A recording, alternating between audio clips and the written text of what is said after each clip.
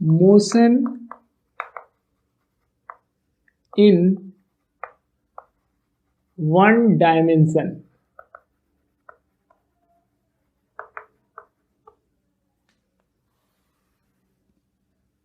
This is another chapter in physics which we are going to start today. Now, let us first discuss what are the important contents of the chapter. So in this chapter, we will study about the concept of rest and motion. This is very important concept, and I can say it is the basic concept of this chapter. Unless and until you are not able to understand the concept of rest and motion, you will not be able to understand the terms like velocity, acceleration, displacement, etc. Okay? So this is the first thing which we will study in this chapter. After that, we will discuss about distance and displacement,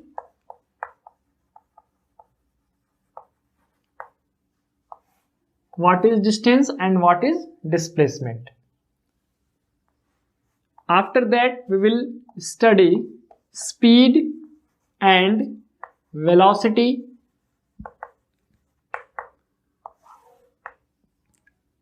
and then acceleration. These are some basic terms which are included in this chapter. Also, we will describe these terms with the help of graph. So, I will mention here graphical representation of motion. It means with the help of graph, we will understand the concept of distance and the relation of distance with the time. We will also study the concept of speed and velocity with the help of graph, and similarly the concept of acceleration with the help of graph. So this is one of the most important fact, that how can we represent a motion of a body on a graph. This concept will be discussed in this topic. Okay, and after that we will derive and understand the equation of motions, that is V is equal to U plus AT. This is first equation of motion. S is equal to UT plus half AT square. This is second equation of motion. And third equation, V square is equal to U square plus 2AS. These are three equations of motion which we will derive, and then we will understand the facts. Okay? So these are the important terms which we will discuss in this chapter. Also, I would like to mention here that the total topics which are included here will be discussed for motion in one dimension. One dimension means motion along a straight path, or we can say in a line, or linear motion. We will discuss these terms with respect to linear motion. ठीक है, linear motion का मतलब होता है कि जब कोई body straight path पर चल रही है या एक डायरेक्शन में चल रही है। जैसे आपने किसी कार को सड़क पर चलते हुए देखा है, ठीक है, कोई आदमी है स्ट्रेट ट्रैक पर जॉगिंग कर रहा है, या किसी चीज को आप आसमान की तरफ जब फेंक देते हैं तो उसका जो पाथ होगा वन डायमेंशनल मोशन में हम लोग उसको कंसीडर कर सकते हैं। तो इस तरह के केस में हम लोग ये सारे टर्म्स डिस्कस करने वाले हैं। ठीक है, आगे जब हम लोग हायर क्लासेस में जाते हैं तो वहां पर हम लोग सर्कुलर मोशन की बात करते हैं, रोटेशनल मोशन की बात करते हैं, कई तरह के motion in 2 dimension, motion in 3 dimension, इन सब चीज़ों की भी बात हायर क्लासेस में हम लोग फिजिक्स में करते हैं, लेकिन यहाँ पर हम लोग बेसिक फिजिक्स की बात कर रहे हैं। तो यहाँ पर जो हमारा डिस्कशन है वो सेंटर्ड है किस पर, मोशन इन वन डायमेंशन पर। और ये सारे टर्म्स को समझने के बाद, ठीक है, ये सारे टर्म्स को जब हम लोग समझ लेंगे तब उसको हम लोग ग्राफ में रिप्रेजेंट करना सीखेंगे और इक्वेशन ऑफ मोशन को डिराइव करना भी सीख जाएंगे, ठीक है ना। यानी सबसे पहले हम लोग को टर्म्स को अच्छे से समझना है, इनका मीनिंग क्या है और इनको कैसे डिफाइन किया गया है। साथ ही साथ फिजिक्स में जब भी हम लोग किसी फिजिकल क्वांटिटी को डिफाइन करते हैं तो ये ध्यान रखना चाहिए कि दो चीज आपको हमेशा पता करने का प्रयास करना चाहिए कि वो क्वांटिटी स्केलर क्वांटिटी है कि वेक्टर क्वांटिटी है, ठीक है। पहली बात, स्केलर क्वांटिटी का मतलब जिसमें मैग्नीट्यूड होता है लेकिन डायरेक्शन नहीं होता है, ठीक है। जैसे मास है तो मास एक स्केलर क्वांटिटी है, ठीक, उसका मैग्नीट्यूड है लेकिन कोई डायरेक्शन नहीं है, ठीक है। वहीं पर अगर हम बात करें वेक्टर क्वांटिटी की तो वेक्टर क्वांटिटी ऐसे क्वांटिटी होते हैं जिनके मैग्नीट्यूड भी होते हैं और डायरेक्शन भी होते हैं, ठीक है। तो कोई भी फिजिकल क्वांटिटी जब हम लोग फिजिक्स में डिस्कस करते हैं तो ये जानने का प्रयास करना चाहिए कि वो स्केलर है कि वेक्टर क्वांटिटी है। जैसे डिस्टेंस और डिस्प्लेसमेंट में हम लोग ये प्रयास करेंगे जानने का कि ये स्केलर क्वांटिटी है कि वेक्टर क्वांटिटी, वैसे इसमें, ठीक है। दूसरी चीज हम लोग को यूनिट जानना चाहिए, ठीक है। यूनिट बहुत ही इंपॉर्टेंट है क्योंकि जब हम लोग फिजिक्स में किसी कॉन्सेप्ट को समझते हैं उसके बाद न्यूमेरिकल प्रॉब्लम्स करते हैं उस कॉन्सेप्ट पर, तो अक्सर क्या होता है कि जब हम लोग कॉन्सेप्ट को अच्छे से नहीं समझे रहते, उसके यूनिट को अच्छे से नहीं समझे हुए, तो हम लोग न्यूमेरिकल्स के कॉन्सेप्ट जानते हुए भी न्यूमेरिकल्स को करते समय यूनिट सही से न यूज करने के कारण हम लोग क्वेश्चन को मिस्टेक कर देते हैं। इसलिए हम लोग को फिजिकल क्वांटिटी के यूनिट भी सही सही पता होने चाहिए कि एसआई यूनिट क्या है, सीजीएस यूनिट क्या है। ये चीज हम लोग हर क्वांटिटी में डिस्कस करते हुए चलेंगे। जैसे डिस्टेंस जब हम लोग डिस्कस करेंगे तो उसका डिफिनीशन क्या है, ठीक है, वो स्केलर क्वांटिटी है कि वेक्टर क्वांटिटी है, और उसका यूनिट क्या होगा। यूनिट भी दो तरह से, एसआई यूनिट और सीजीएस यूनिट, ठीक है। तो ये चीज हम लोग को पूरे चैप्टर में ख्याल करना है कि जब भी हम लोग किसी भी फिजिकल क्वांटिटी का डिस्कशन करेंगे तो उसकी डिफिनीशन, फिर वो स्केलर क्वांटिटी है कि वेक्टर क्वांटिटी है, और उसके बाद से उसका यूनिट, ये तीनों चीज हम लोग डिस्कस करेंगे, ठीक है। अच्छा, so let us begin the chapter with the concept of rest and motion. Rest, so let us define it. When a body does not change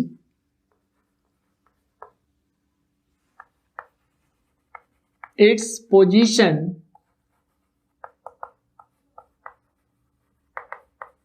with respect to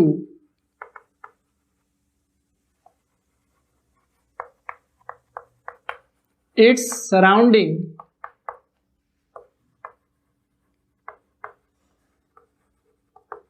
then the body is said to be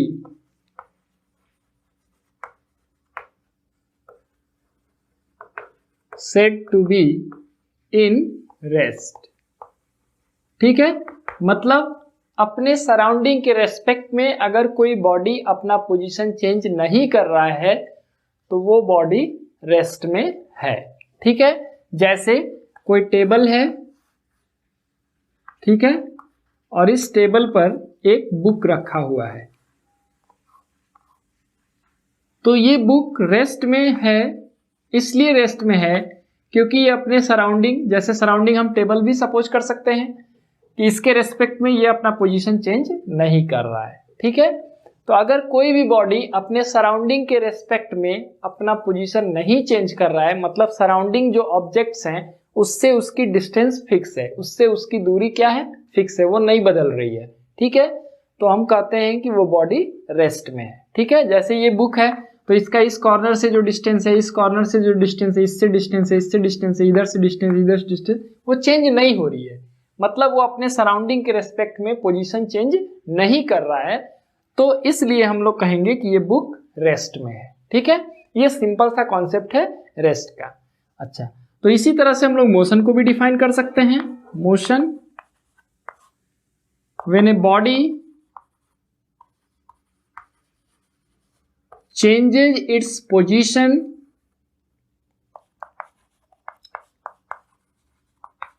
with respect to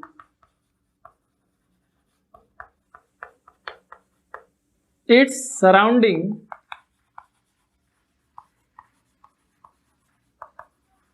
then the body is said to be in motion.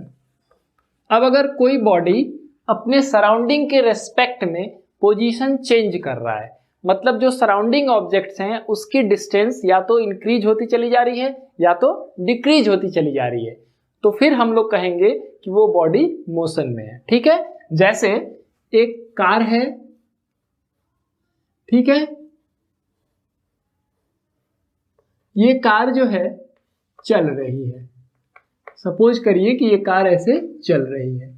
ठीक है, अब अगर ये car चल रही है तो suppose करिए कि यहां कोई ट्री है, तो अगर हम लोग डिस्टेंस मेजर करें कार और ट्री के बीच में, तो अगर ये कार चल रही है तो ये डिस्टेंस धीरे धीरे बढ़ते चला जाएगा। मतलब क्या हुआ, सराउंडिंग के रेस्पेक्ट में ये बॉडी अपना पोजीशन चेंज कर रही है, इसीलिए यहां पर कार मोशन में है। ठीक है, उसी तरह से अगर हम यहां खड़े हैं, ठीक है, और यहां पर एक और बच्चा खड़ा है, कुछ समय बाद ये बच्चा आगे की तरफ चला, यहां पहुंच गया, तो हमारा जो डिस्टेंस है, या सपोज करिए बॉय ए बॉय बी है, ये बॉय बी यहां से मूव करके यहां चला गया, तो सराउंडिंग के रेस्पेक्ट में इसका पोजीशन चेंज हो गया, यानी दूसरे लड़के के रेस्पेक्ट में इस वाले बच्चे का पोजीशन चेंज हो गया। तो जब भी कोई ऑब्जेक्ट या बॉडी अपने सराउंडिंग के रेस्पेक्ट में पोजीशन चेंज करता है तो हम कहते हैं कि वो बॉडी मोशन में है। ठीक है, when a body changes its position with respect to its surrounding then the body is said to be in motion. ठीक है, अगर सराउंडिंग के रेस्पेक्ट में पोजीशन नहीं चेंज कर रहा है तो वो रेस्ट में है, सराउंडिंग के रेस्पेक्ट में अगर पोजीशन चेंज कर रहा है तो वो मोशन में। ठीक है, लेकिन ये दोनों कॉन्सेप्ट के अलावा एक और इंपॉर्टेंट कॉन्सेप्ट है जो रेस्ट और मोशन को समझने के लिए जरूरी है, वो बहुत ही इंपॉर्टेंट है। क्या? Rest and motion are relative terms. ये रिलेटिव टर्म्स होते हैं। ठीक है, मतलब किसके रिलेशन में हम लोग बॉडी के पोजीशन को डिस्क्राइब कर रहे हैं, ये बहुत इंपॉर्टेंट है। ठीक है, जैसे एक एग्जांपल समझिए, मान लीजिए कि ये बस है, ठीक है, और इस बस में बहुत सारे पैसेंजर्स बैठे हुए हैं। ठीक है, और ये बस जो है चल रही है, यहां जो है हम लोग रोड बना देते हैं, इस रोड पर ये बस चल रही है। अब आपको एक चीज देखना है कि बस के अंदर जो पैसेंजर्स बैठे हुए हैं, ठीक है, ये जो पैसेंजर्स बैठे हुए हैं वो रेस्ट में है कि मोशन में है। ठीक है, तो इसके लिए दो कॉन्सेप्ट समझना होगा। पहली बात, passengers are in motion with respect to surrounding। Motion में इसलिए कह रहे हैं कि अगर पैसेंजर अपने खिड़की से बाहर की तरफ देख रहा है तब उसको पता चल रहा है कि जो भी सराउंडिंग है उसके रेस्पेक्ट में उसका पोजीशन चेंज हो रहा है। ठीक है, क्योंकि ये बस चल रही है। अगर बस चल रही है तो मान लीजिए यहां पेड़ है, ठीक है, यहां कोई लैंप पोस्ट है, यहां कोई ऑब्जेक्ट है, यहां कोई बिल्डिंग है, तो उसके रेस्पेक्ट में इसका पोजीशन चेंज होते रहेगा। तो जो पैसेंजर बस के अंदर बैठे हुए हैं उनका भी पोजीशन ये सारे जो सराउंडिंग ऑब्जेक्ट्स हैं उसके रेस्पेक्ट में चेंज हो रहा है। तो हम लोग ये कहेंगे कि passengers are in motion with respect to their surrounding. अब यहां सराउंडिंग क्या है? रोड के किनारे जो भी चीज दिख रहा है, बिल्डिंग्स है, ट्री है, ठीक है, लैंप पोस्ट है या और कोई ऑब्जेक्ट, ठीक है, यानी passengers are in motion with respect to surrounding. अब ये सराउंडिंग आउटसाइड की हम बात कर रहे हैं, मतलब बस के बाहर की बात कर रहे हैं। लेकिन वही पैसेंजर रेस्ट में भी है। Passengers are in rest with respect to their neighbor passengers, या आप कह लीजिए नेवर लिखिए या फिर अदर पैसेंजर्स। मतलब पैसेंजर बाहर के जो सराउंडिंग है, बस के बाहर जो सराउंडिंग है उसके रेस्पेक्ट में तो वो मोशन में है, क्योंकि बाहर के जो भी सराउंडिंग है उसके रेस्पेक्ट में पैसेंजर्स का पोजीशन चेंज हो रहा है। लेकिन एक पैसेंजर का दूसरे पैसेंजर के बीच में जो डिस्टेंस है, क्या वो चेंज हो रहा है? नहीं हो रहा है। तो अगर एक पैसेंजर का दूसरे पैसेंजर के रेस्पेक्ट में अगर हम लोग डिस्क्राइब करें पोजीशन, तो वो चेंज नहीं हो रहा है। तो वहां पर वो किस सिचुएशन में हो गया? रेस्ट में, ठीक है। यानी रेस्ट और मोशन इस बात पे नहीं डिपेंड करता है कि बॉडी क्या है, इस बात पे डिपेंड करता है कि बॉडी को किस सराउंडिंग से कंपेयर किया जा रहा है। जैसे आप बस में ट्रेवल कर रहे हैं, तो जब आप बस की खिड़की से बाहर के सराउंडिंग को देखेंगे तो उसके रेस्पेक्ट में आपका पोजीशन बराबर चेंज हो रहा है। इसलिए आप कहेंगे कि I am in motion with respect to surrounding outside the bus, ठीक है। लेकिन आप अपने को पैसेंजर्स को देखिए, यानी उसी बस में और भी पैसेंजर्स बैठे हुए हैं, तो उनसे आपका जो डिस्टेंस है या पोजीशन है वो चेंज नहीं हो रहा है। तो आप ये कह सकते हैं I am in rest with respect to other passengers sitting in the same bus, ठीक है। इसीलिए यहां पर मैंने लिखा rest and motion are relative terms.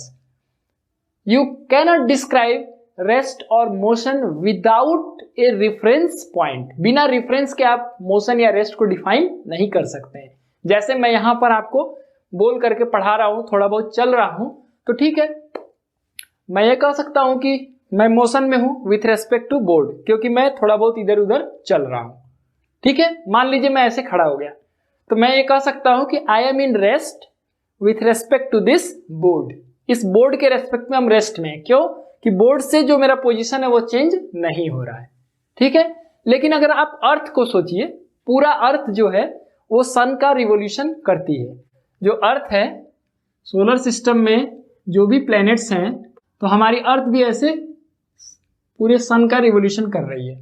तो जब पूरा अर्थ मूव कर रही है, तो अगर हम लोग यूनिवर्स के रेस्पेक्ट में सोचें, यानी सोलर सिस्टम के रेस्पेक्ट में कहिए या अदर प्लैनेट्स, अदर स्टार्स के रेस्पेक्ट में अगर हम खुद को बात करें, तो मैं भी क्या हूं? मोशन में हूं। क्योंकि पूरा जब अर्थ मूव कर रही है तो मैं भी मोशन में हूं, क्योंकि अर्थ के अंदर मैं हूं। जैसे बस को मैं बताया कि बस के अंदर पैसेंजर बैठा है, तो अगर वो बाहर देखेगा तब उसको पता चलेगा कि वो बाहर के सराउंडिंग के रेस्पेक्ट में मोशन में है। उसी तरह से अर्थ है, अर्थ के अंदर हम लोग हैं, ह्यूमन बींग्स हैं, एनिमल्स हैं, सब हैं, और ये अर्थ पूरा मूव कर रही है। तो अगर हम ये अर्थ के बाहर के जो भी प्लैनेट्स हैं, स्टार्स हैं, उनसे खुद को कंपेयर करेंगे, तब पता चलेगा कि हम लोग भी क्या हैं? मोशन में हैं, ठीक है। लेकिन मैं अगर बोर्ड से कंपेयर कर रहा हूं, मैं यहां मूव भी नहीं कर रहा हूं, तो बोर्ड से हमारी जो पोजीशन है वो चेंज नहीं हो रही है, तो बोर्ड के रेस्पेक्ट में मैं रेस्ट में हूं। मेरे कहने का सिंपल सा मीनिंग क्या है कि एक ही समय पर एक ही बॉडी रेस्ट में भी हो सकता है और मोशन में भी हो सकता है। ये डिपेंड करता है कि किस सराउंडिंग से उसको कंपेयर किया जा रहा है। जैसे इसका बहुत अच्छा एग्जांपल है कि passenger sitting in a moving bus, कि when passenger compares its position with respect to the surrounding outside the bus, then he is in motion.